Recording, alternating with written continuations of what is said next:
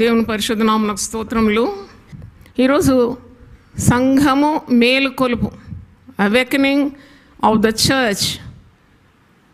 సంఘము మేలుకోవాలి అని ఆ మాట దేవుడు నాకు దయచేసినాడు. Wake up church. ఎవరిని మనం మేలుకొల్పుతాము? నిద్రపోయేవారిని కదా. సంఘము మేలుకొలుపు అంటే చాలా మట్టుకు సంఘాలు నిద్రపోతున్నాయని అర్థం. నిద్రావస్థ నుండి మేల్కోవాలి. కొన్ని మాటలు మీతో పంచుకోవాలని నేను ఆశపడుతున్నాను. నిద్రావస్థ నుండి సంఘం మేల్కోవాలి. మనము రకరకాల సంఘాలను చూసినాము. 7 సంఘాల గురించి మనం ధ్యానించినాం. దాంట్లో మృతతుల్యమైన సంఘము, చచ్చిన సంఘమని, సార్ది సంఘం గురించి, నులివెచ్చని సంఘమని, లవోదికీయ సంఘం గురించి.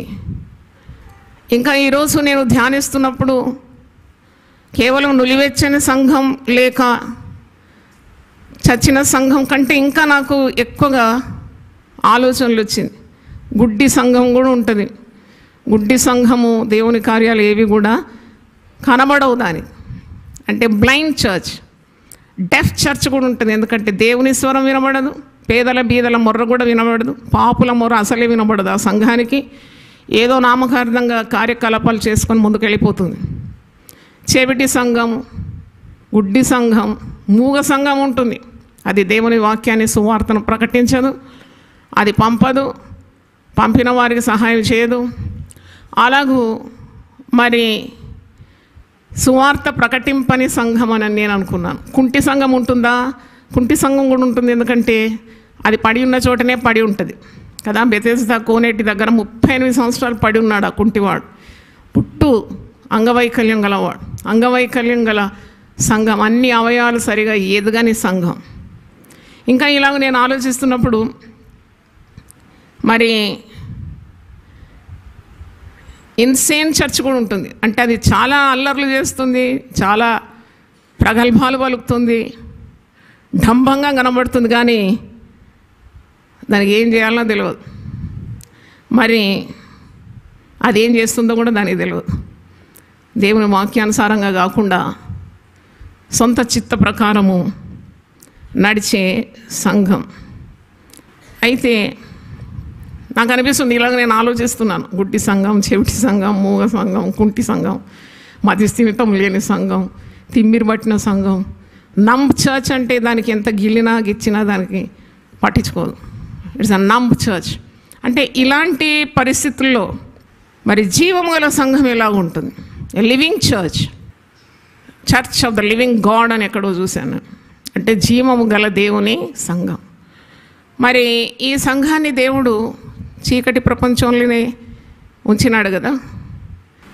లోకం చూసినప్పుడు అది అంధకారంలోనే నిద్రపోతుంది. దేవుని సంఘం చూసినప్పుడు వెలుగులోనే నిద్రపోతుంది.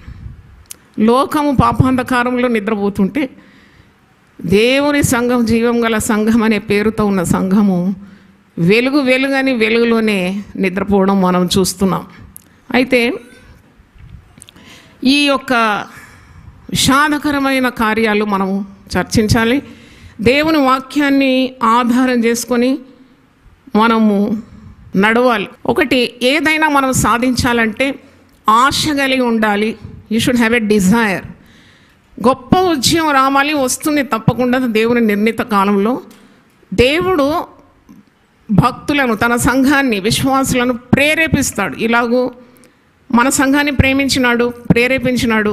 Year of revival, 2023 year of revival అని మనం ప్రకటించినాం. అంటే రివైవల్ గురించి ఉన్న కార్యాలన్నీ మనం లోతుగా ధ్యానిస్తాం. అది దేవుడు చేసిన కార్యం. అంటే గొప్ప ఉజ్జీవానికి కొన్ని సూచనలు కనబడతాయి. నేను అన్న గొప్ప వర్షానికి కొద్ది మబ్బు కనబడుతూ ఉంటుంది. అయితే ఈ యొక్క గొప్ప ఉజ్జీవానికి మనం 10 మెట్లు కూడా ధ్యానించినాం కదా. ఆ 10 మెట్లు మీకు గుర్తుండాలి. ఎప్పుడు అది ప్రార్థన ఉండాలి, దేవుని వాక్యం విస్తారంగా విరచల్లబడాలి, ఉపవాస ప్రార్థనలు ఉండాలి, మరి ఆత్మతో సత్యముతో ప్రజలు ఆరాధించాలి, అలాగే సంఘము ఉదయమే లేవాలి, మన సంఘంలో ఉదయమే విశ్వాసులు లేచి 3 గంటలకే జూమ్లో 1000 నామములు 2 గంటలు ధ్యానిస్తారు, వల్లిస్తారు. అది చాలా గొప్ప శక్తి. ఈ సంఘంలో అడుగుపెట్టే ప్రతి ఒక్కరికి కూడా దీవెన తగులుతుంది. దేవునికి స్తోత్రం. అయితే తర్వాత పాపులు మారు మనసు పొందాలి. ఇంకా మనకు ఉద్యమం కొరకున్న ఆశ, డిజైర్ గురించి నేను చెప్పిన, ఆశించింది ఆశీర్వాదం లేదని. ఆ ఆశ గల ప్రాణాలను దేవుడు తృప్తిపరుస్తాడని వాక్యంలో ఉంది. తర్వాత సంఘానికి ఆత్మల భారం ఉండాలి. ఒక సంఘము ఉజ్జీంపబడుతుందని దాని నిదర్శనము ఆత్మపూర్ణులు, విశ్వాసులు ఆత్మతో నింపబడి ఉంటారు. సంఖ్యలో కూడా సంఘం పెరుగుతుంది. పాపులు మారు మనసు పొంది సంఘానికి చేర్చబడతారు. అంటే it is increasing in numbers.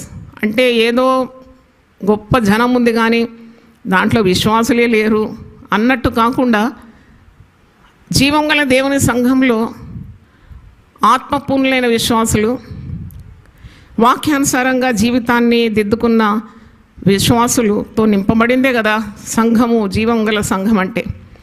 అయితే అలాగూ మరి అట్టివారు ఇతరులకు కూడా సువార్త ప్రకటిస్తారు, ఆత్మల భారం కలిగి ఉంటారు. సంఘము అభివృద్ధి పొందుతుంది. ఒక్కరు పోయి ప్రతి వారం ఒక కొత్త వ్యక్తిని ఒక్కొక్కరు తీసుకొచ్చిన సంఘము తొందరలోనే డబుల్ అయిపోతుంది, ట్రిపుల్ అయిపోతుంది, 4 రెట్లు. సంవత్సరం తిరిగేలోగా 100 రెట్లు పెరిగిపోతుంది. నమ్మితే ఒకసారి హల్లెలూయా చెప్దామా?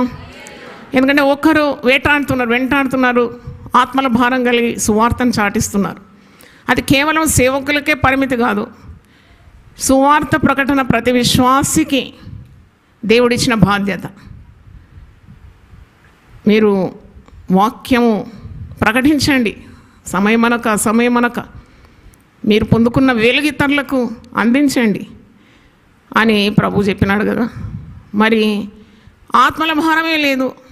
మన మట్టుకు మనం, నేను, నా ఇంటి వారు అన్నట్టు కాకుండా నశించే ఆత్మల గురించి ఉన్న భారము కలిగిన వ్యక్తులు ఉండే సంఘము అది తప్పకుండా ఇట్స్ ఏ లివింగ్ చర్చ్. ఎందుకంటే సంఖ్యలో వారు పెరుగుతారు తప్పకుండా. అంటే వాక్యంలో ఒక మాట ఉంది, ధాన్యముకు చెత్తతో ఏమి సంబంధం అంటే, ఇంక్రీజింగ్ ఇన్ నంబర్స్ అంటే కేవలం పొట్టు కూడగొట్టుకున్నట్టు కాదు, కానీ ఒక్కొక్క విశ్వాసి ఒక గట్టి ధాన్యంగా మారిపోవాలి. దేవునికి స్తోత్రం. అంటే ఆ విశ్వాసులో సంపూర్ణమైన దేవుని వాక్యాన్ని నింపి మరి వారు సేవ చేసేంత స్తోమత్తు, సామర్థ్యత కలిగి ఉండాలి. అలాగూ సిద్ధపాటు చేయాలి సంఘం. మరి తర్వాత చూసినాము పరిశుద్ధత అని 9వ పాయింట్. పరిశుద్ధత గురించి చాలా సంఘాల్లో బోధించారు. ఎందుకంటే చెప్పేవారే క్రమంలో ఉండరు కాబట్టి వారికి అంత ధైర్యం ఉండదు. కానీ పవిత్రులు, భక్తులు, దేవునితో సత్సంబంధం కలిగిన వారు, లోకమాలిన్యం అంటకుండా పరిశుద్ధమైన జీవితం జీవించేవారు ధైర్యంగా పవిత్రమైన సంఘాన్ని వారు కోరుకుంటారు. పరిశుద్ధులు మరి విశ్వాసులందరినీ పవిత్రమైన మార్గంలో నడిపించాలని గొప్ప కంకణం కట్టుకొని ఉంటారు. ఎందుకంటే it's a mere waste if the church is not pure. అది మచ్చలేనిదిగా ఉండాలి, కళంకము లేనిదిగా ఉండాలి, ముడతైనను డాగైనను ఉండకూడదని మనం ఎఫెసీ 5లో చూస్తున్నాం కదా. యేసు ప్రభు ఎలాగో తన వధువు సంఘం ఉండాలని కోరుతున్నాడు. సంఘం అంటే ఏంటి? విశ్వాసుల గుంపు కదా. మరి చివరిగా మనం చూస్తున్నాం 10 పాయింట్స్లో ప్రేమతో నింపబడి ఉండాలి సంఘం అని. అయితే ప్రేమ లేని సంఘాలను మనం చూస్తాం. అంటే కేవలం ఓన్లీ ప్రోగ్రామ్స్ అవుతాయంటే కానీ పేదల మీద, బీదల మీద ప్రేమ, దుఃఖంలో లేక రోగులను చూసినప్పుడు ప్రేమ, కృంగిపోయిన వారిని చూసినప్పుడు ప్రేమ, విడిపోయిన కుటుంబాలను చూసినప్పుడు, లేక అనాథులుగా ఉన్న విధవరాలను పరామర్శించని సంఘము, కేవలము బిల్డింగ్లు మాత్రమే కట్టుకొని మేము ఇంత చేసాము అంత చేసామని చూపెట్టడం మాత్రం కాదు సంఘం. అందుకే అంటాడు, మీరు చేసే పనులు ఏపాటివి, ఇవన్నీ నా హస్తకృత్యాలు. ఆకాశము నా సింహాసనము, భూమి నా పాదపీఠం. మీరు నా గురించే చేసే పనులు ఏపాటివి, ఇవన్నీ నా హస్తకృత్యాలే. కానీ ఎవడు దీనుడై నలిగిన హృదయం గలవాడై నా మాట విని వణకుచుండును వానినే నేను దృష్టిస్తున్నాను. అంటే సంఘంలో ప్రార్థన ఉంటే దేవుని మనస్సు మనకు తెలియపరచబడుతుంది. దేవుడు ఏం ఉద్దేశిస్తున్నాడు సంఘం పట్ల, what is the purpose of the church, what are the responsibilities of the church will be revealed to the leaders. అలాగే ప్రార్థన చాలా అవసరం. ప్రేమ సంఘంలో ఉండాలి. అంటే 1 కొరింథీ 13 అధ్యాయం చూసినప్పుడు ఒక అధ్యాయం అంతా ప్రేమ గురించే ఉంది కదా. అయితే ప్రేమ లేకుంటే వ్యర్థం, అంతా వ్యర్థమే. మరి ఇవన్నీ మనం చూసినాం. మరి గొప్ప ఉద్యమం కొరకు మనం ఎదురు చూడాలి, ఆకాంక్షించాలి. We have to desire for a great revival. ఆశ చాలా గొప్పది. ఏదైనా ఆశించాలి. నువ్వు ఆశించినప్పుడు ప్రార్థిస్తావు, ప్రార్థించినప్పుడు పొందుకుంటావు. The church should desire for a great revival. అంటే మీరు మీ అవసరతల కొరకు ప్రార్థించినప్పుడు దేవా గొప్ప ఉద్యమం నేను చూడాలి. ఉద్యమము అంటే ఏంటి అన్నీ ఎక్స్ప్లెయిన్ చేసినాను మీకు. I explain very well how what is the meaning of revival. ఇప్పుడు పాట కూడా పాడినాడు కదా, 10 పాయింట్ల మీద ఎజ్రా శాస్త్రి గారు పాట కట్టి పాడినాడు. అంటే మరి ఆశ ఉండాలి.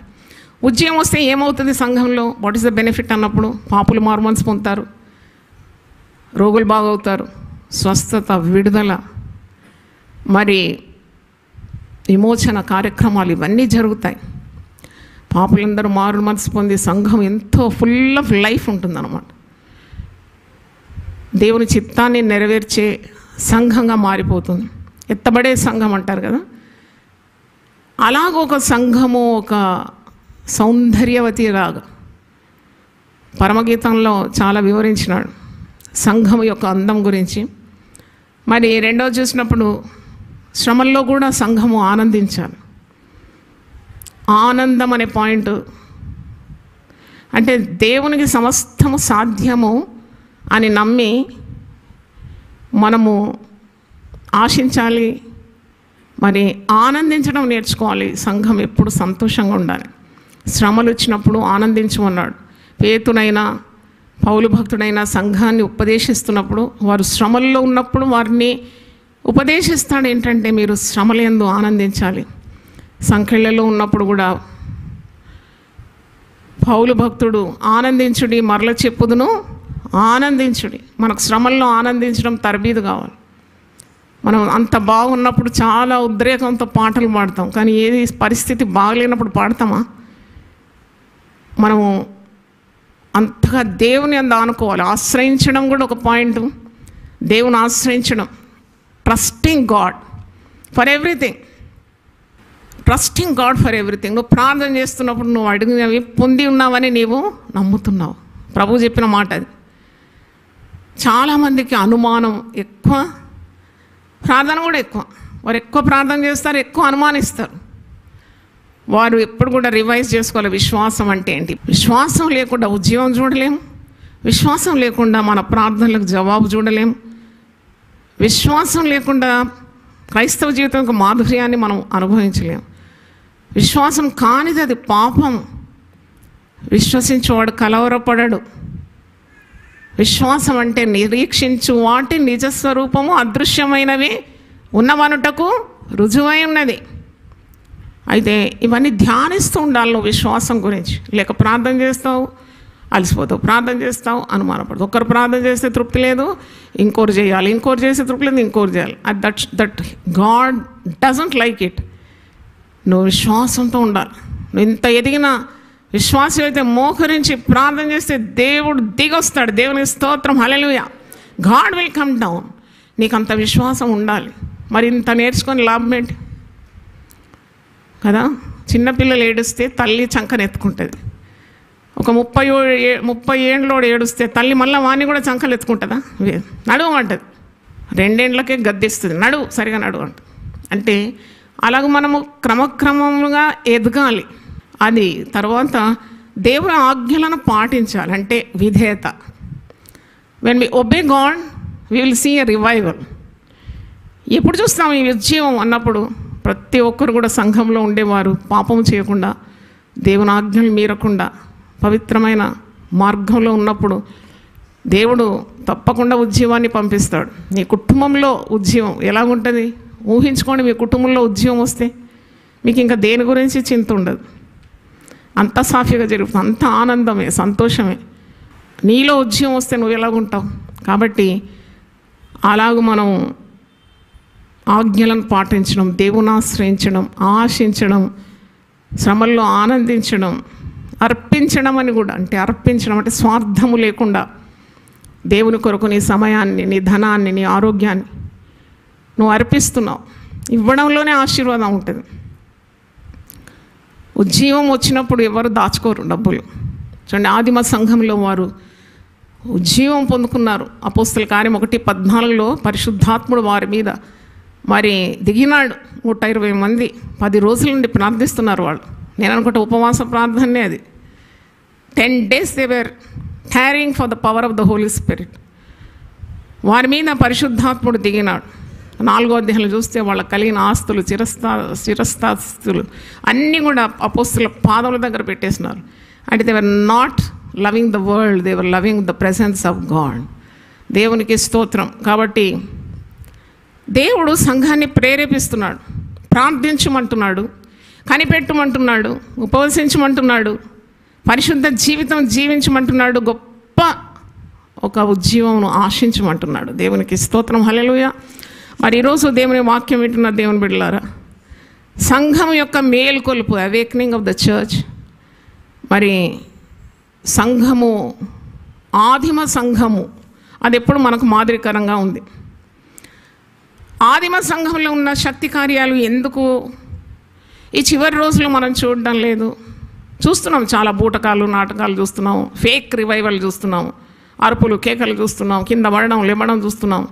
అదంతా మరి స్వచ్ఛమైన కార్యాల, దేవుని వాక్యానికి అనుగుణంగా ఉన్నాయా? మరి వారే అటు వారు న్యాయపీఠం ఎదుట నిలబడి జవాబుదారులై ఉన్నారు. కానీ we want true revival. Fake ఎప్పుడైనా తేలిపోతుంది. A counterfeit coin cannot run longer అంటే ఒక నకిలీ నాణ్యము ఎక్కువగా రొటేషన్లో పోతే ఎక్కడో ఒక దగ్గర ఆగుతుంది. మనకు అలాంటి ఫేక్ రివైవల్ వద్దు, మనకు స్వచ్ఛమైన ఉజ్జీవం కావాలి. హల్లెలూయా. అయితే ఆదిమ సంఘం అది తొలకరి వర్షం. నేను తొలకరి వర్షం, కడవరి వర్షం అని కూడా బోధించినాను ఈ 15 ప్రసంగాల్లో. అంటే నేను కోవిడ్ దినాల్లో ఆరంభించినాను ఉద్యమం గురించి ఉన్న ప్రసంగాలు. అవన్నీ ప్లేలిస్ట్లో ఉంటుంది, మీరు చూడొచ్చు. తొలకరి వర్షం ఏంటి? అది అపోస్తల కార్యం 1:14 దేవుడు తొలకరి వర్షాన్ని పంపినాడు. ఇప్పుడు మనం దేని కొరకు వేచి ఉన్నాము? మనం కడవరి వర్షం కొరకు వేచి ఉన్నాం. ఒక వ్యవసాయకుడు 2 రకాల వర్షం కొరకు ఎదురు చూస్తాడు. తొలకరి వర్షం, కడవరి వర్షం 2 కూడా ప్రాధాన్యత వహించింది. అయితే ఈ కడవరి వర్షం అంటే లాటర్ రెయిన్ అని ఇంగ్లీష్లో అంటారు, దీని కొరకు మనం కాచుకొని ఉన్నాం. అపోస్తల కార్యం 9వ అధ్యాయం 31వ వచనం చూడండి. ఆనాడు ఆత్మతో నింపబడిన సంఘము ఎలా ఉండింది? అపోస్తల కార్యం 9వ అధ్యాయము 31వ వచనం. అంటే అపోస్తలులు దేవుని వాక్యాన్ని ప్రకటిస్తున్నారు. సంఘము ఎలాగో అభివృద్ధి పొందుతుంది చూడండి. కావున యూదయ, గలిలయ, సమరయ దేశములు అంతటా సంఘము క్షేమాభివృద్ధి పొందుచు, అంటే కింద ఫుట్నోట్లో కట్టబడుచు అని ఉంది. సమాధానము కలిగి ఉండెను. ఆనాడు ఆదిమ సంఘాల్లో కలహాలు లేవు. అంటే మనస్పర్ధనలు వచ్చి రావచ్చు కొద్దిగా, కానీ వెంటనే అది సరైపోయింది. వాళ్ళు ఉపవసించి ప్రార్థన చేసే సంఘం కదా. మరి స్ప్లిట్లు కానీ పార్టీలు కానీ అలాంటివి మనం చూడము. హింసలు వచ్చినప్పుడు చెదిరిపోయింది సంఘం. అది కూడా మేలు కొరకే జరిగింది. సంఘము విస్తరించడానికి అది ఒక కారణమైంది. కానీ సంఘాల్లో రాజకీయాలు రాలేదు, సంఘంలో లోకం ప్రవేశించలేదు, సంఘంలో కపటము లేదు, సంఘంలో సహోదర ప్రేమ మనం చూస్తాము, సంఘంలో సువార్త సేవ చూస్తున్నాము, మిషనరీ దండయాత్రలు చూస్తున్నాం. పౌలు భక్తుడు దాదాపు 4 మిషనరీ దండయాత్రలు చేసినాడు. అంటే స్వయంగా వెళ్ళినాడు చూడండి.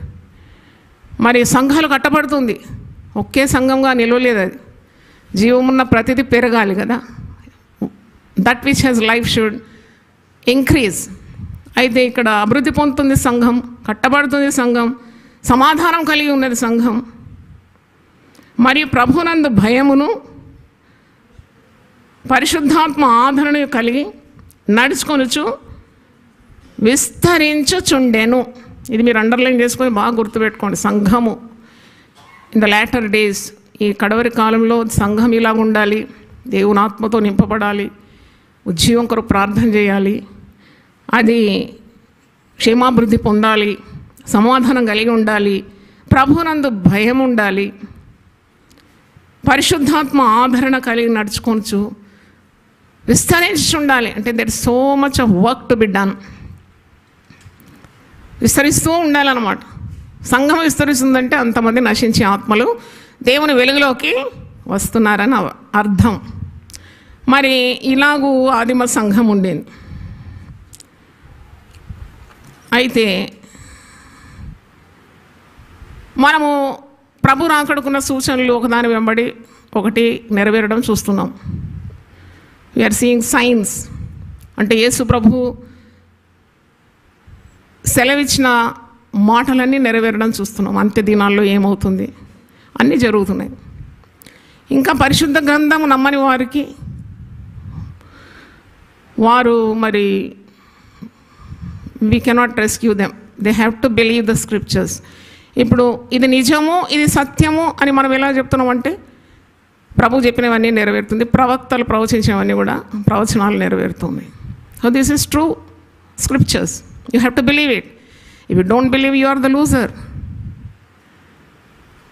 నేను ఇంకోసారి కూడా చెప్పినాను అప్పుడు, అసలు దేశంలో న్యాయస్థానం లేదు నేను నమ్మనంటే చెల్లదు. నీవే శిక్షింపబడతావు. న్యాయస్థానం ఉంటుంది, జడ్జి సుప్రీంకోర్టు ఉంటుంది. తప్పు చేసేవాడు న్యాయపీఠం ఎదుట నిలబడాలి. అంటే ఇదెంత మిథ్యా నేను నమ్మనంటే చెల్లుతుందా? చెల్లదు, నమ్మాలి. అయితే ఉద్యమము మనము ఆశిస్తున్నాము, ఉద్యమం గురించి ధ్యానిస్తున్నాము. మరి సంఘాల్లో ఉద్యమం ఎందుకు లేదని మీరు ఎప్పుడైనా ఆలోచించినారా? Why there is no revival? ఉద్యమము అవసరత ఎంతో ఉన్నా ఉద్యమము ఆలస్యం అవుతుంది ఎందుకు అంటే సంఘంలో ఎందుకు అంత ఆసక్తి లేదు, ఎందుకంత తీవ్రత లేదు? ఉద్యమం గురించి ప్రార్థించిన భక్తులు చాలామంది ఉన్నారు. నేను ఒకసారి దాన్ని రీసెర్చ్ చేసి కనుక్కున్నాను. అంటే చాలా గొప్ప భక్తులు ఉద్యమం కావాలని వారు కోరుకున్నారు, వేడుకున్నారు, మరి వారి పొందుకున్నారు కూడా. అంటే great men of God, they could really Sheikh the nation. ఉద్యమ జ్వాలలు రగిలిపోయి మరి వారు కోరినట్టు దేవుడు ఉద్యమాన్ని పంపినాడు. మరి ఈ దినాల్లో చల్లారిన సంఘాలను చూస్తున్నాము, నులివెచ్చని సంఘాన్ని చూస్తున్నాము. నేను చెప్పినట్లు నిద్రించే సంఘాలు ఉన్నాయి, నామకార్థంగా నడిచే సంఘాలు ఉన్నాయి, పైగా అక్రమాలు జరిగే సంఘం ఉన్నది. అక్రమాలు నామకార్థంగా ఉండేది ఒక తీరైతే, పాపము సంఘములో ఉండి లోకము సంఘములో ప్రవేశించి భయంకరమైన కార్యాలు సంఘంలో జరుగుతుంది. అబద్ధ ప్రవక్తలు కోకొల్లుగా పుట్టుకొస్తున్నారు. ఎవరికి వారే యమునా తీరే అన్నట్టు ఇష్టం వచ్చినట్టు మాటలు, విమర్శలు. సేవ చేసేవారిని వారు విమర్శిస్తారు. కొందరు విమర్శ మాత్రమే ఉంటుంది వారి ఛానల్లో. They just keep on judging. దేవుడే ఒక వ్యక్తిని తీర్పు తీర్చాడు చనిపోయేదాకా. వీళ్ళు దేవుని కంటే గొప్ప వాళ్ళు బయలుదేరినారు. సేవ చేసే వాళ్ళను ప్రతి ఒక్కరిని విమర్శిస్తారు వాళ్ళు. కానీ వాళ్ళు తీర్పు తీర్చి తీర్పుకు గురైపోతారు.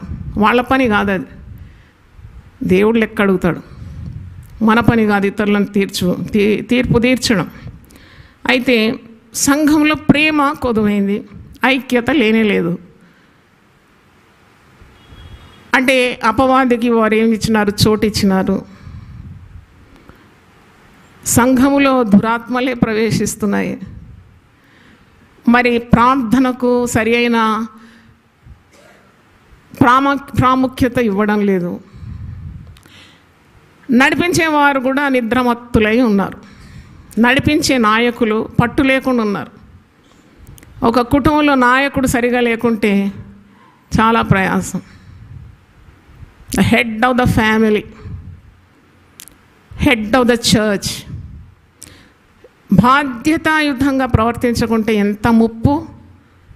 సేవకులు బాధ్యత లేకుండా ప్రవర్తిస్తే సుఖాన్ని కోరేవారు, బద్ధకస్తులు, నిద్రలేమని వారు,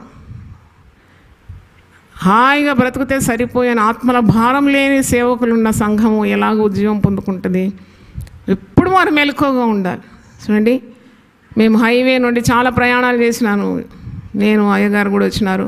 మేము డ్రైవ్ చేస్తున్నాం. నేనైతే ఎప్పుడు డ్రైవర్నే చూస్తుంటాను నిద్రపోతున్నాడా అని. ఎందుకంటే నిద్రపోతే మటాష్ కదా, అంతా ప్రార్థన చేస్తుంటామండి నిద్రపోకుండా. నేను అయ్యగారితో మాటల్లో పెట్టు కొద్దిగా, ఎందుకంటే హైవేలో మధ్యరాత్రి వస్తున్నాము, వాడు దినమంతా డ్రైవ్ చేసి అలసిపోయి కన్నిట్లో మూసుకున్నాడంటే అయిపోయింది పని.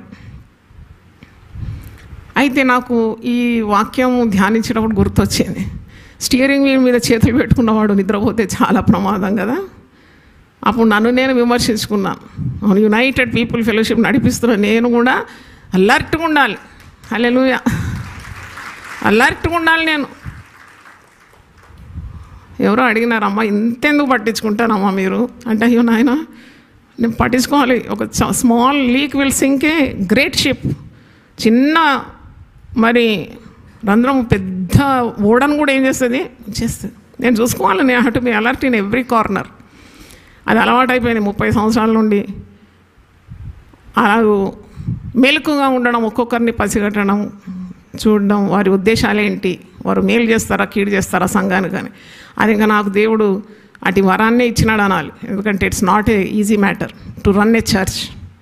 ఒక సంఘాన్ని నడిపించడం అంత మామూలు మాట కాదు. కారు నడిపించడానికి వాడు ఇంత అలర్ట్గా ఉండాలి. హైవే మీద పోయినప్పుడు నిద్రపోవద్దు. మరి ఇతరులకు అపాయం కలిగిస్తాడు. ఆ వాహనంలో ఉండేవారు, ఆ సంఘంలో ఉండేవారందరూ కూడా నాశనం అయిపోతారు.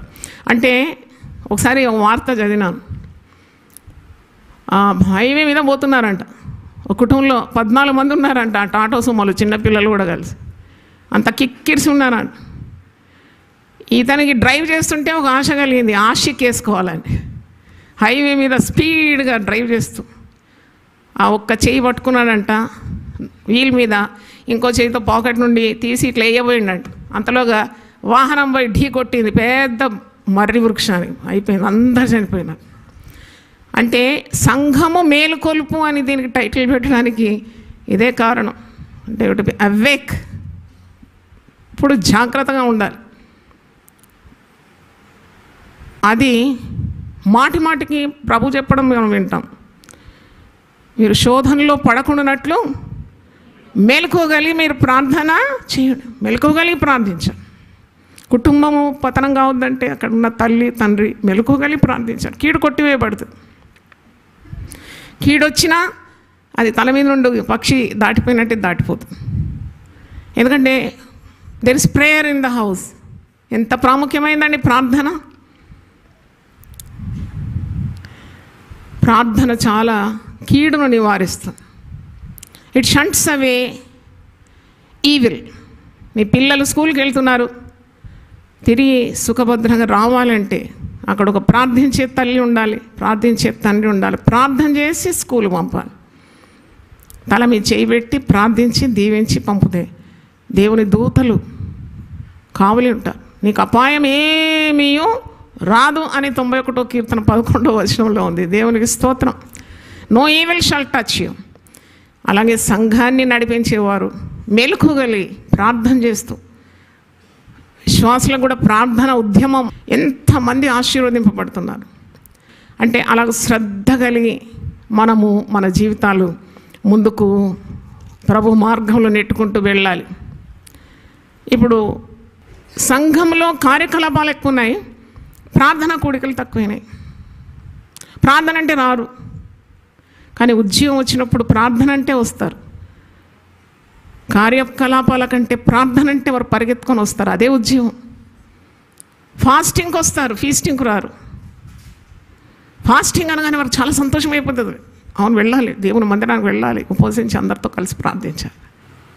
అయితే సంఘంలో ఒకవేళ పాపం ప్రవేశించిందంటే మరి తప్పకుండా పట్టించుకోవాలి కదా. సంఘ నాయకులు పట్టించుకోవాలి. సంఘములో పాపం చేసేవారు ఉన్నారంటే వారికి కౌన్సిలింగ్ ఇవ్వడం, వారిని పర్సనల్గా వారికి చేరదీసుకొని ప్రేమతో వారిని హెచ్చరించడం ఉండాలి. తర్వాత వినకుంటే గద్దించడం ఉండాలి. అంటే అవన్నీ ప్రొసీజర్స్ ఉన్నాయి సంఘాన్ని మెయింటైన్ చేసేయడం ఎలాగని. అంటే ఒక్క వ్యక్తిని మనము వాడు పాపం చేసినా మనం మౌనంగా ఉన్నామంటే అది కొరుకుడు పుండులాగా సంఘం అంతా ప్రాగిపోతుంది. అంటే sin should be dwelt very seriously. సంఘంలో తప్పకుండా పాపానికి చోటు ఉండదు, వ్యాపిస్తుంది సంఘం పాపం. కానీ ఈ దినాల్లో మనం చూసినప్పుడు పాపం ఉండని, ఏదైనా ఉండని, పాపల కొరకే వచ్చినాడు కదా దేవుడు. అంటే ఇంకా ఏంటి అర్థం? పాపల కొరకే వచ్చినాడు. పాపి మార్మల్స్ పొందొద్దా? పాపి పవిత్రమైన జీవితంలో జీవించాలి కదా, పడుతూ లేస్తూ ఉండాలన్నా. విశ్వాసి స్థిరంగా దేవునిలో యేసుక్రీస్తునాథుడు వేరుపారి స్థిరపరచబడి ఉండొద్దా? మనము చూస్తున్నాం. అయితే ఉద్యోగం ఎలాగొస్తుందని నేను ఆలోచించిన. ఉద్యోగము మనం ఇవన్నీ గమనించాలి. We have to take account of all these things. అంటే నేను చిన్నతనంలో వినేదాన్ని, అంటే భక్తిగల కుటుంబంలో పుట్టి పెరిగినాను కాబట్టి తెల్ల వస్త్రాలు వేసుకొని మరి పెంతెకోస్తు ఉద్యమం గురించి నేను మా నాన్నగారు అమ్మగారు చెప్పేది వినేది. అందరూ తెల్లని వస్త్రాలు ధరించుకొని మరి స్త్రీలు ఆభరణం లేకుండా, పురుషులు వివాహం చేసుకోకుండా, మరి ఇలా చేస్తే ఉద్యోగం వస్తుందా? మరి వాటన్నిటితో దేవునికి పని ఉందా? పెళ్లి చూపులు కూడా లేకపోయేది, ఎందుకంటే ప్రతి పెళ్లి చూపు ఒక మోహపు చూపు అనేది అంత ఆ దినాల్లో. అంటే తల్లిదండ్రులు నిర్ణయించి చేసుకోవాలంతే, లేక సంఘ నాయకులు నిర్ణయించి చేసుకోవాలి గుడ్డిగా. కానీ అవన్నీ ఇప్పుడు మారిపోయింది. అంటే ఇవన్నీ నీతి క్రియల ద్వారా ఉజ్జీవం వస్తుందా అంటే మరి రాదనే చెప్పాలి. ఎందుకంటే మన నీతి క్రియలన్నీ కూడా దేవుని సన్నిధిలో ఎలాగున్నాయి? మురికి గుడ్డల్లాగా ఉంది.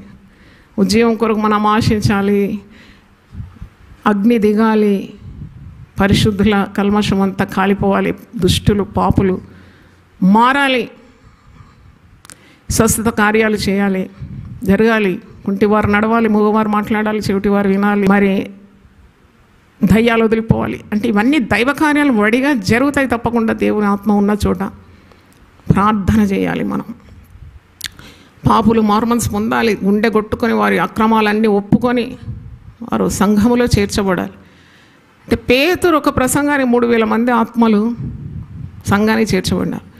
కుంటివాడు బాగైనాడు. పేతురు అన్నాడు కదా, వెండి బంగారం మా ఇద్ద లేదు, మాకు కలిగిందే మీకు ఇస్తున్నాము అన్నప్పుడు వాడు బాగైనందుకు 5000 మంది ఆత్మలు సంఘానికి చేర్చబడినారు. One miracle. దేవునికి స్తోత్రం, హల్లెలూయా. అటువంటి రోజుల కొరకు మనం ఎదురు చూడాలి. ఒకసారి ఇర్మియా గ్రంథం 8వ అధ్యాయము 20 నుండి 2 వచనాలు నేను చదువుతున్నాను. Book of Jeremiah 8th chapter 20 to 22. కోతకాలము గతించి ఉన్నది, గ్రీష్మకాలము జరిగిపోయాను, మనము రక్షణ అందకే ఉన్నామని చెప్పుదురు. వేదకాలం ఉంటుంది, కోతకాలం ఉంటుంది కదా. కోతకాలం కూడా గతించిపోతుంది, గ్రీష్మకాలం గతించిపోతుంది, చేతికి పంట రావడం లేదని అర్థం. మనం రక్షణ నొందకయే ఉన్నామని చెప్పుదురు. నా జనుల వేదనను బట్టి నేను వేదన పడుచున్నాను, వ్యాకుల పడుచున్నాను, ఘోర భయం నన్ను పట్టి ఉన్నది. గిలాదులో గుగ్గిలం ఏమీ లేదా, అక్కడ ఏ వైద్యుడు లేడా. నా జనులకు స్వస్థత ఎందుకు కలగపోవచ్చున్నది, నా జనులకు ఎందుకు స్వస్థత కలగకపోవచ్చున్నది. అంటే సంఘము is the light house of the world. ఆ సంఘంలో ఎందుకు ప్రజలకు ఆదరణ కలగలేదు, ఎందుకు వారి గాయాలు కట్టబడడం లేదు, గిలాదులో గుగ్గిలం లేదా. ఈ ప్రసంగం కూడా నేను చేశాను. అంటే ఎందుకు నా జనులు స్వస్థత పొందకపోతున్నారు, ఎందుకు భయము చేత కంపిస్తున్నారు. మరి కోతకాలము గతించిపోతుంది, గ్రీష్మకాలం కూడా జరిగిపోతుంది, జనులు ఇంకా రక్షణ లేకున్నారని ప్రవక్త విలపిస్తున్నాడు. సంపూర్ణ సిద్ధి విశ్వాసులు సంఘంలో పొందాలనే తీవ్రత మనకు ఉండాలి. అంటే ఈ ఉజ్జీవానికి మనం ప్రార్థన చేస్తున్నాం, ప్రార్థనలో ప్రేరేపిస్తున్నాడు దేవుడు, ఉజ్జీవ ప్రసంగాలు చేయమంటున్నాడు దేవుడు. దేవుడు భూమిని సిద్ధపరుస్తున్నాడు, వాక్యం వెదజల్లబడుతుంది, ఒక పంట మనం కోస్తాము అనే ఒక నిరీక్షణ కలిగి ఉన్నాం. ఇటు ప్రేరణ, ఇటు ఆత్మను, ఇటు ఆశను కలిగించింది దేవుడే కదా. మరి దేవుడు ఉద్యమాన్ని పంపుతాడు, దానికి నిదర్శనాలే కదా ఇవి. దేవునికి స్తోత్రం. హోషేయ గ్రంథం 6వ అధ్యాయము 3వ వచనంలో ఈ మాట ఉంది, యెహోవాను గూర్చిన జ్ఞానము సంపాదించుకుందాము రండి. హోషేయ గ్రంథం 6వ అధ్యాయం 3వ వచనం. యెహోవాను గూర్చిన జ్ఞానము సంపాదించుకుందాము రండి. యెహోవాను గూర్చిన జ్ఞానము సంపాదించుకున్నట్టుకు ఆయనను అనుసరించుదాము రండి. ఉదయము తప్పక వచ్చు రీతిని ఆయన ఉదయించును, వర్షము వలె ఆయన మన యొద్దకు వచ్చును. భూమి తడుపునట్టి తొలకరి వర్షము కడవరి వర్షం వలె ఆయన మన యొద్దకు వచ్చును. అంటే ఇది positive statement. Definitely God will send his revival. అది ఒక కాలము, సమయములు ఇవన్నీ కూడా ఆయన వశంలో ఉన్నది. అది స్వప్రయత్నాల చేత కాదు, దేవుని సంకల్పం చేత ఆయన అదునైన పరిస్థితులను సృష్టిస్తూ ఉంటాడు. He will inspire his church to pray, to fast, to tarry. కనిపెట్టుకోటాలని ముందుండేది, పరిశుద్ధాత్మ కొరకు కనిపెట్టుకోటాలని. పెంతెకోస్తు సంఘంలో నేను చూసినాను, కొన్ని రోజులు ఉపవాసం ఉండి పరిశుద్ధాత్మ కొరకు కనిపెట్టు కూటాలు ఉండేది. కానీ ఆ కూటాల్లో నేను చూసింది మరి చాలా చాలా సౌండ్, మచ్ సౌండ్. కొన్నిసార్లు వీళ్ళు అరుస్తున్నారేంటి ఇంతగానో అని అనిపించేది నాకు. కానీ దానికి తగిన ఫలితము అంతగా నాకు కనబడలేదు. కొన్నిసార్లు మనము శబ్దాలు ఎక్కువ ఉంటే అది ఉద్యోగం అనుకుంటాం.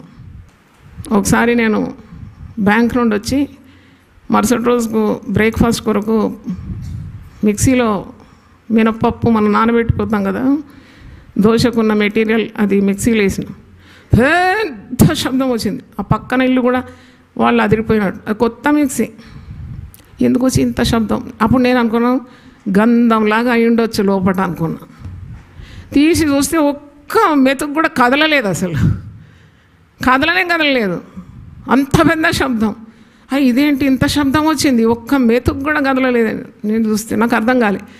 నేను మిక్సీ కొన్నాను కానీ దాని మాన్యువల్ చదవలేదు అనమాట, టైం లేక వేసేసినాను అంతే.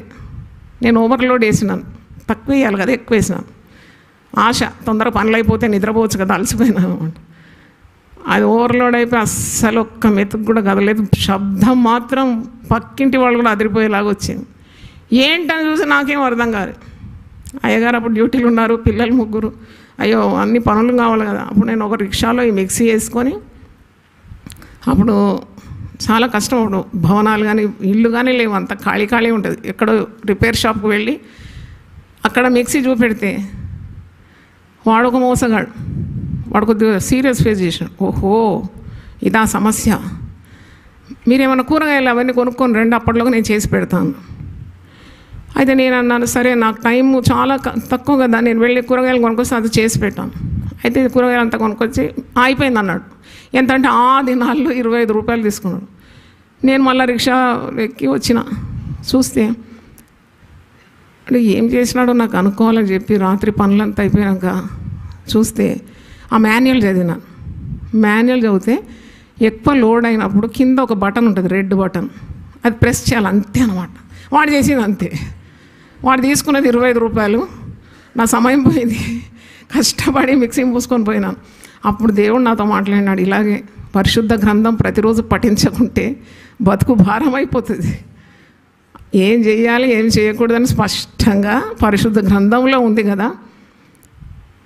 ఆ తెలివి ఉంటే నేను ఆ రోజు ఆ పని చేయలేకపోయేదాన్ని కదా. మాన్యువల్ చదవడానికి మనకు టైం ఉండదు, చాలా అన్నీ కొంటాం, ఇన్స్ట్రుమెంట్స్, మెషిన్స్. మాన్యువల్ ఉంటుంది, డైరెక్షన్ ఉంటుంది, నువ్వేం చేయాలి ఏం చేయొద్దని. అది చదవడానికి టైం లేదు. మన సొంత యత్నాలు చేసి ఎంత నష్టపాలవుతాం. ఆ మెషిన్ కూడా కొన్నిసార్లు పాడైపోతుంది. Simple thing, just press the red button below, అంతే.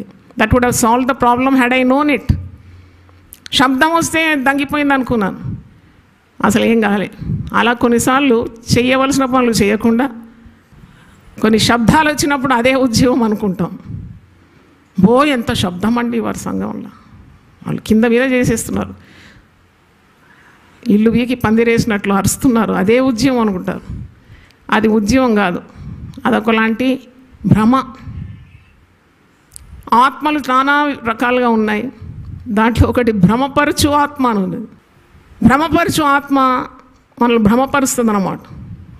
లేనిది ఉన్నట్టుగా మనం ఫీల్ అవుతాం. ఫీల్ అయితే అయిపోతుందా? ఒక సిస్టరు, ఆమెకు పిల్లలు కావాలి, పిల్లలు కావడం లేదు. ఒకరోజు వచ్చి, అమ్మ నాకు గర్భం ధరించినట్టే అనిపిస్తుంది. నేను అనిపిస్తే కాదు బిడ్డ, నువ్వు పోయి టెస్ట్ చేయాలంట. పోలే అమ్మ, నేను పోను, నాకు దేవుడు ఇచ్చినాడు, నేను నమ్ముతున్నాను. 5 నెలలే దాటిపోయింది. ఆమె ఇమాజిన్ చేస్తుంది, నిజంగానే ఆమె నడక కూడా మారిపోయింది. అది సొంత భ్రమ అన్నమాట. 5 నెలలైనా దేనిది అది గర్భం కాదని ఈమె ఊహాలోకంలో ఉండిపోయింది అన్నమాట. గర్భం అని అనుకున్నది గర్భం ఉన్నట్టే ప్రవర్తించింది, వాంతులైనట్టే, ఆహారం మీద మోజు లేనట్టే, అలసిపోయినట్టే, ఆ నడక కూడా ఇలాగ నడిచింది, కానీ ఒట్టిదైపోయింది. ఇలాగుంటుంది ఉద్యోగం గురించి కూడా. ఏదో వచ్చింది, ఏదో అయిపోయింది, భూమి కదిలింది, మనుషులు కింద పడ్డారు, మీద పడ్డారు, ఇవన్నీ వట్టిదే. భ్రమపరిచే ఆత్మ కాదు మనది. మనకు కావాల్సింది అగ్ని వంటి పరిశుద్ధాత్మ. దేవుని స్తోత్రం, hallelujah. We want fire to fall down from heaven and then spread the fire. అది సంఘంలో రావాలని ఆశించాలి. సంఘంలో సాక్ష్యం సమయంలో తెలిసిపోతుంది సంఘం ఉద్యమం పడ్డదా లేదా అని. డాక్టర్ దగ్గర పోతే ఇట్లా పడతాడు అంతే, రోగాలన్నీ చెప్తాడు, కళ్ళు చూసి చెప్పేస్తాడు, నడక చూసి చెప్తాడు, నాలుక జాపమంటాడు, అన్ని రోగాలను గుర్తుపడతాడు. ఆయుర్వేద డాక్టర్స్ అయితే వాళ్ళ పద్ధతులు ఇలాగ ఉంటాయి. ఎందుకు ఇంగ్లీష్ డాక్టర్స్ కూడా అలా చేస్తారు. సాక్ష్యాలు చెప్పడం మీరు గమనించినారా? ఒక సంఘము ఉజ్జీవింపబడితే సాక్ష్యాలు మారిపోతాయి. వాళ్ళు చేసే సేవ గురించి చెప్తారు. నేను ఆ వీధిలోకి వెళ్ళినాను, సువార్త అందించినాను, ఇంతమంది రక్షణ పొందినారు, అంతమంది ప్రభు తట్టు తిరిగినారు, ఇంతమందిని నేను సంఘానికి తీసుకొచ్చినాను. అలాంటి సాక్ష్యాలే ఉజ్జీవము వచ్చింది, సంఘానికి అంటుకుందని సాక్ష్యం ఇచ్చేది. లేదు లేచినబడి నాకు తలనొప్పి ఉండింది పోయింది, నాకు వీసా దొరికింది, నాకు టికెట్ దేవుడు ఇచ్చినాడు, ఇవన్నీ మంచిదే. కానీ ఎప్పుడు ఇదే స్థితిలో కాకుండా కొన్ని మెట్లు మనం ముందుకు వెళ్ళిపోవాలి. దేవునికి స్తోత్రం. ఎప్పుడు నువ్వు బాగుంటే చాలా, నీకు టికెట్ దొరికింది, నీకు వీసా దొరికింది, ట్రైన్ దొరికింది, నువ్వు పడలేదు, నిలబడ్డావు, కడుపు నొప్పి వచ్చింది పోయింది, డబ్బు లేకుంటే ఎవరో తెచ్చిచ్చినారు, ఇవన్నీ సాక్ష్యాల? ఇది ఎల్కేజీ స్టాండర్డ్. ఇది నన్ను అడిగితే అది నువ్వు సొంతగా దేవుని సన్నిధిలో ఉండి దేవుని స్తుతిస్తూ నలుగురు విశ్వాసులతో పంచుకోవచ్చు, తప్పేం లేదు. ఆయన చేసిన ఉపకారాలను ధ్యానించాలని ఉంది. కానీ I'm speaking about the revived church. ఉజ్జీవింపబడిన సంఘము వేరుగా ఉంటుంది, ఎప్పుడు అదే స్టాండర్డ్లో ఉండదు. అవన్నీ దేవుడు ఇస్తాడు. శ్రేష్టమైన ప్రతి ఆశీర్వాదము జ్యోతిర్మయుడైన తండ్రి వద్ద తన బిడ్డలకు వస్తుంది. అర్చుచుండు పిల్లకి ఆకులకు ఆయన ఆహారం ఇస్తే నీకు నాకు ఇవ్వడా?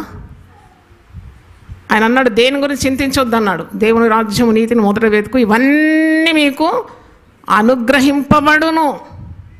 హల్లెలూయా. All these things will be added unto you.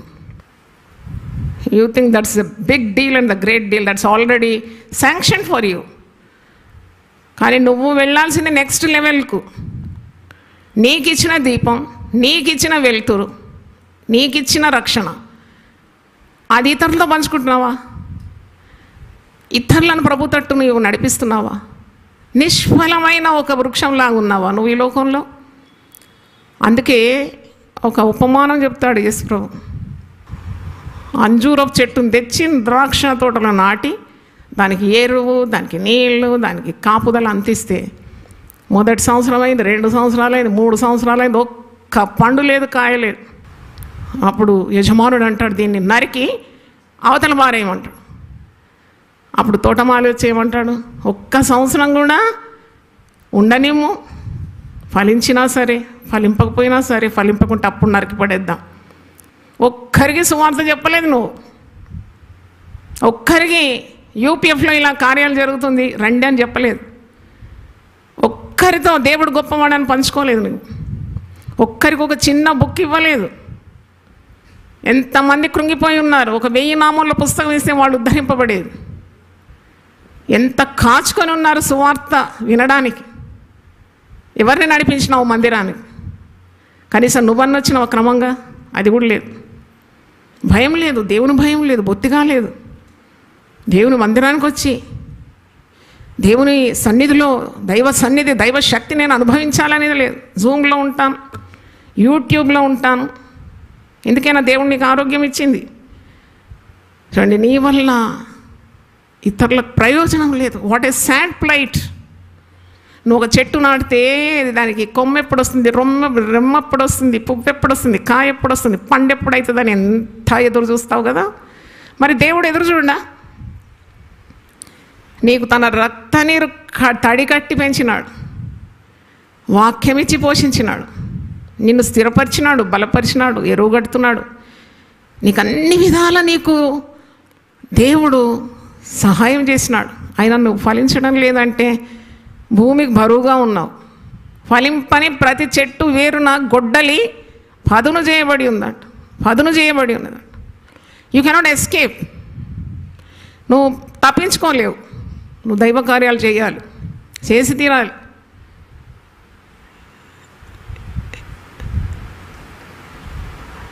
మనం ఎట్లయితే ఒక ఫలభరితమైన చెట్టును చూసి ఆనందిస్తాము. బా, మా ఇంటి ముందు ఒక మామిడి చెట్టు ఉంది. ఆ సీజన్లో చూడాల, కొమ్మకాయ వేలాడుతుందండి. కొమ్మకాయ పచ్చని చక్కని మామిడికాయలు, నల్లది పండు అవుతుంది. కానీ ఆ చెట్టు కొమ్మకు కాయ ఉన్నందుకు పెద్ద అల్లరి ఏంటంటే పిల్లలు రాళ్ళు తీసుకొడతారు. ఆ రాళ్ళు కొన్నిసార్లు కారు మీద పడుతుంది. కోతులన్నీ పిచ్చి కోతులన్నీ వస్తాయి. ఉన్నాయి బాధలు. సంఘమునకు శ్రమ కలుగుతుందంటే వింత కాదు అది. సంఘముకు శ్రమ ఎప్పుడు కలుగుతుంది? ఫలించినప్పుడు. దేవునికి స్తోత్రం. ఫలభరిత పండ్లు చూసి. మా ఇంట్లో అయితే మంచి సపోటా చెట్టు ఉండింది. సపోటా చెట్టు ఉన్నందుకు కోతులు వదిలిపెట్టవు. నిండా కోతులు. బయట పోతే కోతులు, చర్చికి వచ్చేవారు ఉంటారు, స్టాఫ్ ఉంటారు, నేను అటు ఇటు వెళ్ళాలి. ఎంతో పెద్ద బాధ అయిపోయింది. అంటే హింసలకు శ్రమలకు ఫలించే సంఘము భయపడితే ఎలాగూ? హింసలు ఇస్తాయి. అది ముందే చెప్పినారు కదా, మిమ్మల్ని హింసిస్తారు, మిమ్మల్ని శ్రమ పెడతారు, అబద్ధంగా మీ మీద చెడ్డ మాటలు పలుకుతారు, మిమ్మల్ని అధికారుల యొద్ద ఈడ్చుకొని వెళ్తారు. కొందరు ఖైదీ పాలవుతారు, కొందరు ప్రాణాలు అప్పగించాల్సి వస్తుంది. ఆయన భయపడేలేదు. నిజమైన ఉద్యమం సంఘంలో వచ్చినప్పుడు వారు ఫలించడమే నేర్చుకుంటారు. కానీ వారి ఇబ్బందులకు కానీ శ్రమలకు కానీ హింసలకు కానీ ప్రాణాలు తీసేవారికి వారు ఎప్పుడు భయపడరు. అది కూడా ఒక చిహ్నం ఉద్యమానికి. దేవుని స్తోత్రం. ఇర్మియా ప్రవక్త గురించి మీరు ధ్యానించండి, చదవండి. అతని ప్రొఫైలు అంటే ఎన్ని ఇబ్బందులు ఎదుర్కొన్నాడు, ఎన్ని హింసలు ఎదుర్కొన్నాడు. కానీ ఆయనలో మండుతున్న దేవుని మాటలు మాత్రం అద్భుతంగా విడుదల చేస్తూ ఉంటాడు. అంటే he was not afraid of life. అందుకే there is a time for revival and we wait for God's timing. దేవునికి ఒక సమయం ఉంది. ఆ సమయం కొరకు మనము సిద్ధపాటుతో వేచి ఉండాలి. సిద్ధపాటు కావాలి. కోత కావాలంటే మొదట భూమిని సేద్యపరిచి రాళ్ళు రప్పలు పెడ్డలు ఇవన్నీ ఏర్పడేస్తారు. దాన్ని బాగా ప్లవింగ్ చేస్తారు, దున్నుతారు, దాన్ని తడిగడతారు. దాని తర్వాత విత్తనాలు చల్లుతారు. తర్వాత అది ఎదగడానికి ఉన్న ప్రయత్నాలు, తర్వాత వర్షం కొరకు ఎదురు చూస్తారు. మళ్ళీ ఇంకో వర్షం కావాలి, పంట కొయ్యాలి, కంకు పట్టాలి, తర్వాత ధాన్యాన్ని వేరు చేయాలి, పొట్టును వేరు చేయాలి, పొట్టును గాలి చేయాలి, ధాన్యాన్ని కొట్టులో చేర్చాలి. ఇవన్నీ ప్రొసీజర్స్ అన్నమాట. ఇవన్నీ కూడా జరుగుతుంది. ఉద్యమం అంటే ఒక గొప్ప మరి ఉద్యమం లాంటిది. దేవుడు దిగిరావడమే ఉద్యమం అని నేనైతే భావిస్తున్నాను. దేవుని నిర్ణీత కాలంలో మరి నిర్ణీత సమయంలో నిర్ణీత విధానాల్లో, నిర్ణీత వ్యక్తుల ద్వారా దేవుడు మరి నిర్ణీత స్థలాల్లో తన ఉజ్జీవాన్ని రగిలింపజేస్తాడు. దేవునికి స్తోత్రం, హల్లెలూయా.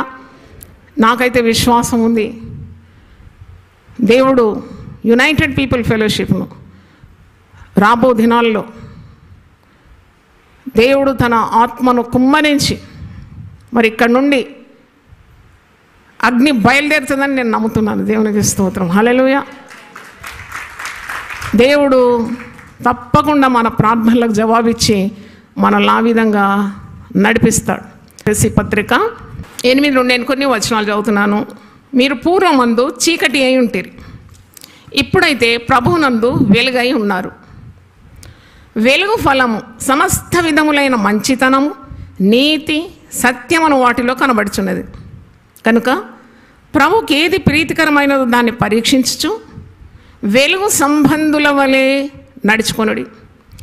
నిష్ఫలమైన అంధకార క్రియల్లో పాలివారై ఉండగా వాటిని ఖండించుడి. నిష్ఫలమైన అంధకార క్రియలు, పాపం, ఆజ్ఞాతిక్రమం, ఆజ్ఞను గైకొనకపోవడం, స్వచిత్తంలో నడవడం, ఇవన్నీ కూడా నిష్ఫలమైన అంధకార క్రియలు, సాతాను క్రియలు. వాటిలో పాలివారై ఉండగా వాటిని ఖండించుడి. ఏలైనగా అట్టి క్రియలు చేయువారు రహస్యమందు జరిగించు పనులను గురించి మాట్లాడటైనను అవమానకరమై ఉన్నది. అంటే వేషధారణ సంఘంలో ఉండకూడదు. మారు మనసు అనే మాటనే మనకు వినాలి, కానీ వేషధారణ ఉండకూడదు. వారు పైన ఒకటి లోనొకటి జరిగిస్తున్నారు. వారు చేసే రహస్యమైన కార్యాలు మాట్లాడటం కూడా చాలా అవమానకరంగా ఉందండి.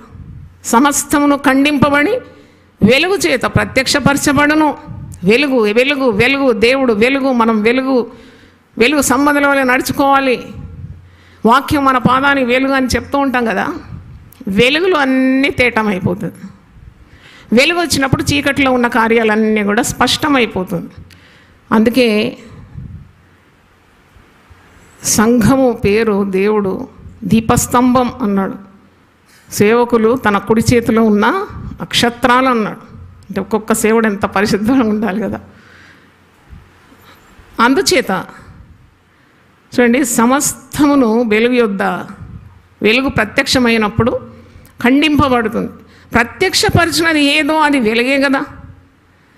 అందుచేత నిద్రించుచున్న నీవు లేక నిద్రించున్న సంఘము అది మేల్కోవాలి. మృతులలో నుండి లెమ్ము. చచ్చిన సంఘంగా ఉండొద్దు, చచ్చిన వ్యక్తిగా ఉండొద్దు, చచ్చిన కుటుంబంగా ఉండదు. ప్రార్థన చేయాలి, lord revive our church, revive my family, revive me lord. జీవం రావాలి, నేను మేల్కోవాలి, నిద్రావస్థలో ఉన్నాను, నిద్ర మేల్కోవాలని అంటున్నావు. నిద్రించున్న నీవు మేల్కొని మృతులలో నుండి లెమ్ము, క్రీస్తు నీ మీద ప్రకాశించునని ఆయన చెప్పుచున్నాడు. దేవునికి స్తోత్రం. When Jesus shines on you, how will you be? నాకు కోరుకోవాలి ఇది. క్రీస్తు నా మీద ఉదయించాలి, క్రీస్తు నా మీద ప్రకాశించాలి. యెషయా 60లో కూడా ఉంది, లెమ్ము తేజరిల్లుము, యెహోవా మహిమ నీ మీద ప్రకాశించుచున్నది. హల్లెలూయా. చీకటి కార్యాలు చేసి, పాపం చేసి, ఆజ్ఞాతిక్రమం చేసి, వేషధారణతో బ్రతికే వారికి ఇవన్నీ లేవు. They cannot claim it. They have to repent and come to Jesus. ప్రభు దగ్గరికి రావాల్సిందే. 15వ వచనం చూడండి, దినములు చెడ్డవి. నేను ఎప్పుడు అనుకుంటాను, ఎన్ని వేల సంవత్సరాల ముందు రాసిన పరిశుద్ధ గ్రంథం, 2000కు పైగా సంవత్సరాల ముందు పౌలు రాసిన లేఖనం కదా ఇది. అప్పటి నుండే దినములు చెడ్డగా ఉన్నాయి. లేక ప్రవచనం ఇది. దినములు చెడ్డవి, మంచి రోజులని ఎవరైనా చెప్పగలుగుతారా? ఇది భయం లేకుండా మనం బ్రతుకుతున్నామా? దేవుని ఆశ్రయించకుండా మనం నిటారుగా నిలబడగలుగుతున్నామా? లేదు. భయకంపితమైన వాతావరణం, భయం పుట్టించే వదంతులు, రోగాలు, తెగుళ్ళు, యుద్ధాలు, పోరాటం, భద్రత లేని మరి దినాలు, రోజులు, భద్రత లేదు. మన భద్రత అంతా దేవునిలోనే ఉంది. దినములు చెడ్డవి అంటున్నాడు.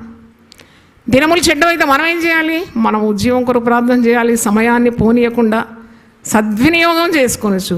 అజ్ఞానుల వలె కాక జ్ఞానుల వలె నడుచుకున్నట్లు జాగ్రత్తగా చూచుకొనుడి. హల్లెలూయా. ఇంకా మీరే చదవండి, కిందంతా చాలా బాగుంది, చాలా అద్భుతంగా ఉంటుంది. విశ్వాసికి కావాల్సిన ఆదేశాలన్నీ ఉన్నాయి. దేవునికి స్తోత్రం. సంఘము మేల్కోవాలి, నువ్వు మేల్కోవాలి. సంఘంలో ఉన్న ప్రతి విశ్వాసి మేల్కొన్నప్పుడే సంఘము మేల్కొన్నట్టు కదా. నాయకులు మేల్కోవాలి, సేవకులు మేల్కోవాలి, దర్శనం ఉన్న దైవజనులు మేల్కోవాలి. You cannot while away your time. You cannot. ఇంకో దగ్గర ఉంది, మీరు కాలయాపన చేస్తున్నారు, అల్లరితో కూడిన ఆటపాటలు. మీకు టేక్ లైఫ్ సీరియస్లీ. దేవుని వాక్యాన్ని శ్రద్ధగా పఠించాలి. తప్పకుండా ఇవన్నీ జరుగుతాయి. నీవు అజాగ్రత్తగా ఉంటే నరక పాలైపోతావు, విడబడతావు. అన్ని పరిశుద్ధ గ్రంథంలో మన కొరకు ముందే ఒక గైడ్, ఒక మాన్యువల్. నేను చెప్పినట్టు మాన్యువల్ చదవకుంటే ఎంత విపత్తులకు గురవుతాం. కాబట్టి మేల్కోవాలి. ఉదయం లేవాలి. స్త్రీలు, పురుషులు లేవాలి. కొరియాలో గొప్ప ఉద్యమానికి కారణం ఎవరని పాల్ యాంగిచో గారిని ప్రశ్నించినారని. అసలు మీ సంఘం ఎంత ఉద్యమపడడానికి కారణం ఏంటయ్యా అంటే ఒక్కటే మాటలు చెప్పినాడు, స్త్రీలు అన్నాడంట. ఏంటి స్త్రీలేనే అంటున్నారంటే, మా సంఘంలో స్త్రీలు ఉదయం లేస్తారు. పురుషులు దినమంతా పనిచేసి పడుకుంటారేమో, కానీ స్త్రీలు చురుగ్గా లేస్తారు. ఉదయం లేచి ప్రభు పాదాలు పట్టుకుంటారు, ఏడుస్తారు వారి కుటుంబాల కొరకు, వారి పిల్లల కొరకు. అలాగూ ఆ ఉజ్జీవ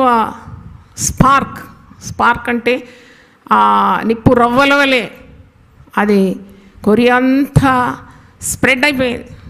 ఎంత బాగుంటుంది కదా. ఒక స్త్రీ కుటుంబంలో ప్రార్థన చేస్తుందంటే ఆ కుటుంబం అంతా శుభమే, కానీ ఆ శుభమన్నా కొట్టేస్తాడు దేవుడు. నేనైతే నమ్ముతున్నాను ఆ కుటుంబాన్ని కాపాడుకోగలదు.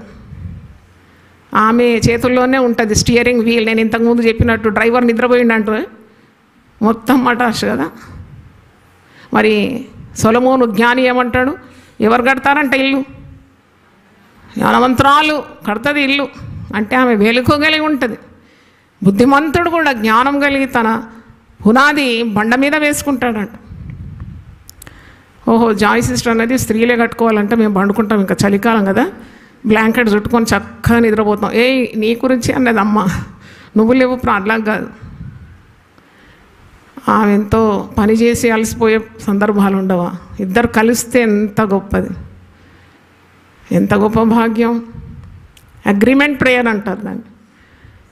అది కలిగి ఉన్న వారు ఎంత ధన్యులు. భార్యాభర్తలు కలిసి వారి పిల్లల కొరకు ప్రార్థన చేస్తున్నారు. దేవుడు ఆత్మతో నింపుతున్నాడు, ఆశీర్వదిస్తున్నాడు. సంఘం కొరకు ప్రార్థిస్తున్నారు. సంఘము ప్రార్థిస్తుంది, మేలుకొని ప్రార్థిస్తుంది.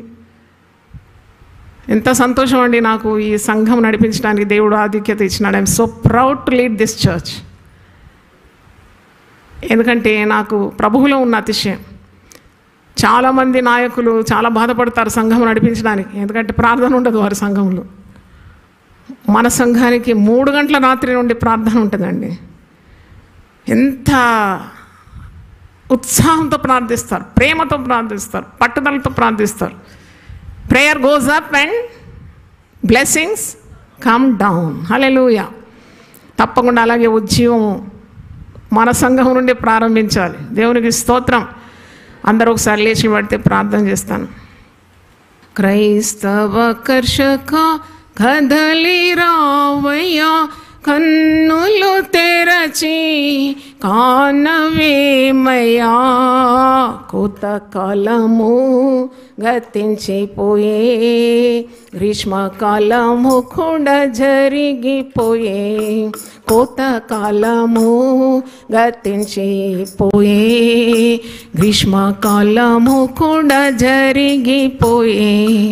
క్రైస్తవ కర్షక కదలి రావయ్యా, కన్నులు తెరచి కానవేమయ్యా, కోతకాలము గతించిపోయే, గ్రీష్మకాలము కూడా జరిగిపోయే. ప్రార్థన చేసుకుందాం. ప్రభువా, నీ పరిశుద్ధ నామమునకు స్తోత్రం. కోతకాలము గతించిపోతుంది, గ్రీష్మకాలం కూడా జరిగిపోతుంది. మనుష్య కుమారుడైన యేసుక్రీస్తు మంచి విత్తనాన్ని చల్లిపోయినాడు. వాక్యమనే విత్తనము భక్తులంతా చల్లినారు. ఆదిమ క్రైస్తవ బోధకులు వేదనతో వాక్యమును విత్తినారు, రోదనతో ప్రార్థన చేసినారు, రక్తము గార్చినారు, ప్రాణము దానముగా అర్పించినారు. చల్లిన వాక్యం ఫలించాలని మనం ప్రార్థిస్తున్నాము. తొలకరి వర్షము కురిపించాలని మనం ప్రార్థన చేస్తున్నాము. విలువైన ఫలములు ప్రభు కొరకు ఫలించాలని మనం ఆశిస్తున్నాము. కడవరి వర్షం కొరకు వేడుకుంటున్నాము.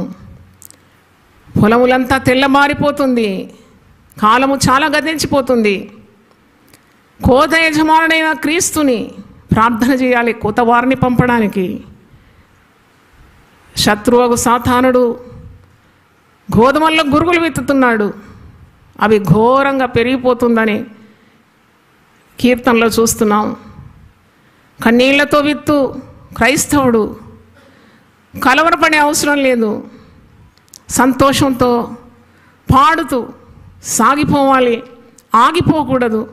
ప్రతి వాని జీతం పట్టుకొని ప్రభు యేసు త్వరగా వస్తున్నాడు. మన కనుల నుండి ఉలికి ఆనంద బాష్పాలను ఆయనే తుడుస్తాడు. మన ప్రతిఫలము నిశ్చయమని ఈ పాట భావం. దేవునికి స్తోత్రం. హల్లెలూయా. సంఘం యొక్క మేలుకొలుపు అనే అంశం మీద ఈరోజు కొన్ని మాటలు మనం విన్నాం.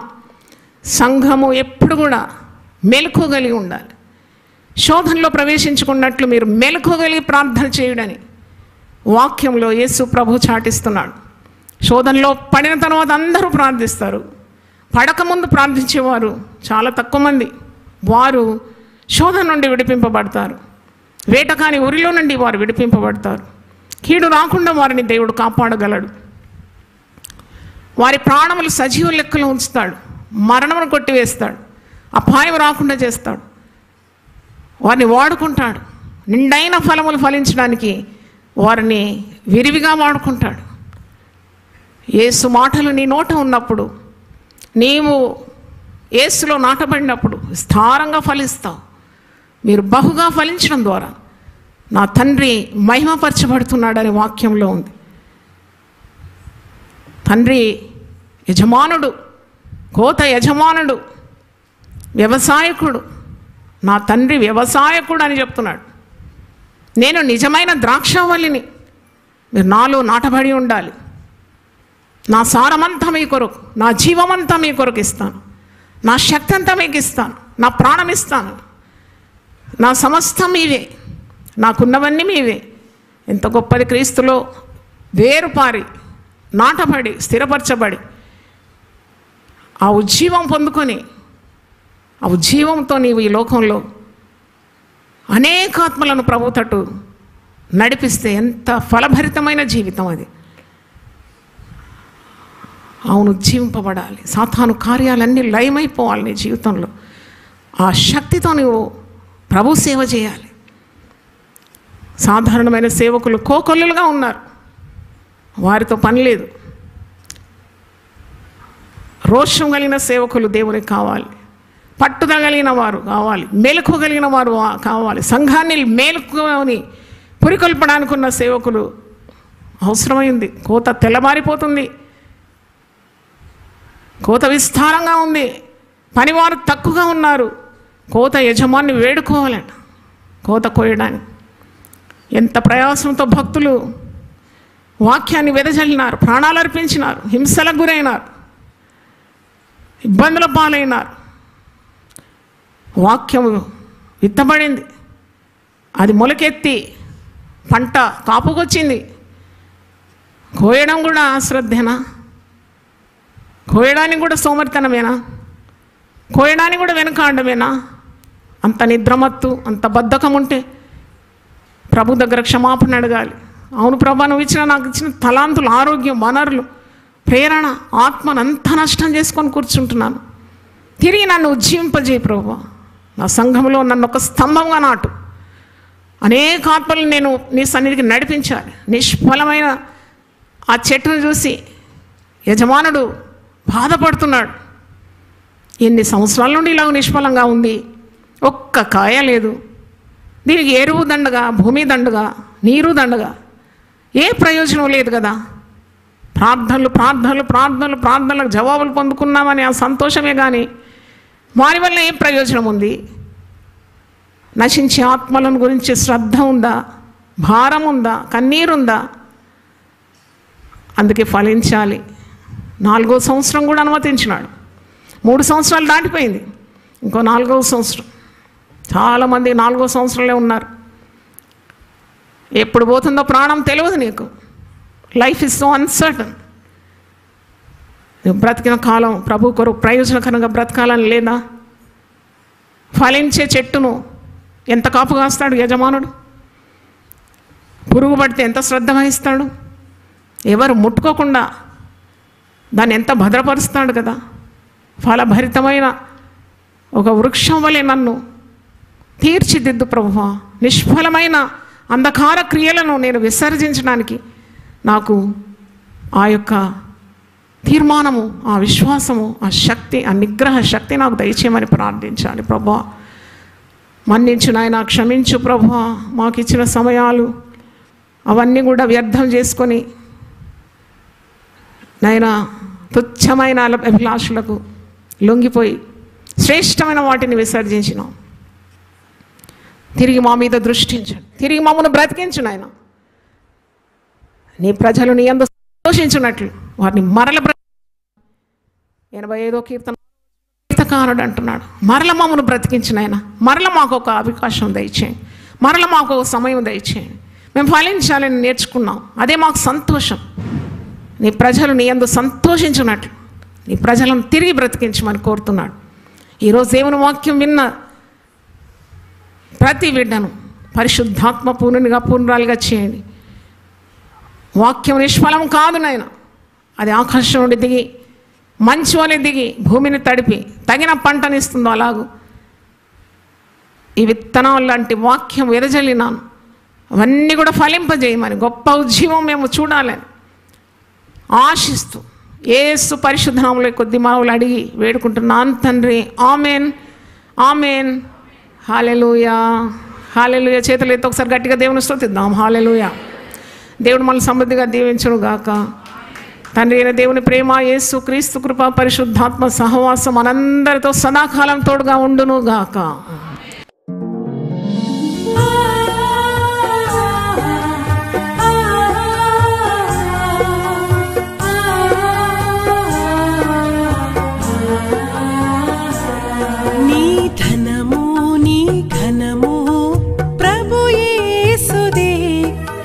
దశమా భాగము నీయ వెనుదీతువా. నీ ధనము నీ ఘనము ప్రభు యేసుదే, నీ దశమా భాగము నీయ వెనుదీతువా. ధరలోన ధనధాన్యముల నీయగా కరుణించి కాపాడి రక్షింపగా. ధరలోన ధనధాన్యముల నీయగా కరుణించి కాపాడి రక్షింపగా. పరలోకనాదుండు నీకీయగా మరి యేసు కొరకీయ వెనుదీతువా. పరలోకనాథుండు నీకీయగా మరి యేసు కొరకీయ వెనుదీతువా. నీ ధనము నీ ఘనము ప్రభు యేసుదే, నీ దశమా భాగము నీయ వెనుదీతువా. పాడి పంటలు ప్రభువు నీకీయగా కూడు గుట్టలు నీకు దయచేయగా. పాడి